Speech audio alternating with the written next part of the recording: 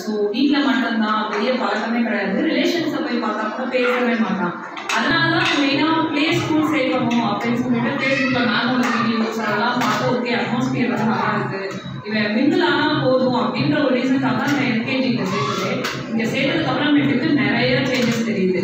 வீட்டில் வந்து என்ன பண்ணுறது, இப்போ அம்மா நான் சொல்லித்தரேன், நான் தான் ஒரு டீச்சர், நீ வந்து சொல்லணும் அப்படின்னு தப்பாக சொல்லிட்டா கூட வந்து அப்படி சொல்லக்கூடாது தங்கம், இப்படி தான் சொல்லணும் அப்படின்னா. உனக்கு இதை யார் சொன்னோம், மேம் நான் தப்பாக சொன்னால் கூட எதுக்க மாட்டாங்க, தங்கம் இப்படி தான் சொல்லணும்னு சொல்லி சொல்லுவாங்க அப்படின்னு சொல்லும்போது ஸ்கூல்லேயே எல்லாம் அப்படியே நல்லா மிங்கிள் ஆக ஆரம்பிச்சிட்டாங்க.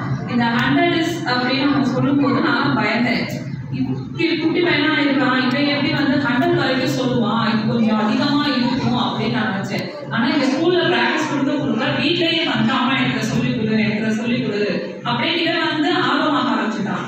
அது சிக்னல்ஸ் இருக்கிறதுனால நம்ம ரோட்டில் போகும்போது அந்த சிக்னலை பார்த்தா ஐடென்டிஃபை பண்ண ஆரம்பிச்சுட்டான். அம்மா கேப் இன் மீடியம், ஒரு சில சிக்னல்ஸுக்கு எனக்கு மீன் தெரியலாம் அப்படின்னா என்னம்மா, அதை தெரிஞ்சுக்கணுன்ற அந்த நாலேஜ் வந்து ரொம்ப அதிகமாகவே இங்கே இருக்குது.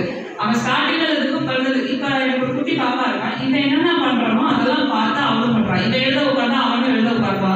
இவன் ஸ்கூல் கிளம்புறா, அம்மா நானும் ஸ்கூல் கிளம்புறேன். ஸோ இவனை கரெக்டாக இப்போ கொண்டு வராங்க அப்படின்றப்போ அந்த பாப்பாவும் கரெக்டாக வந்துடுவா, இவன் சொல்லி கொடுக்குறத வச்சு அவனும் வந்துடுவா அப்படின்ற ஒரு கான்ஃபிடன்ஸ் இருக்குது. Thank you for that ma'am.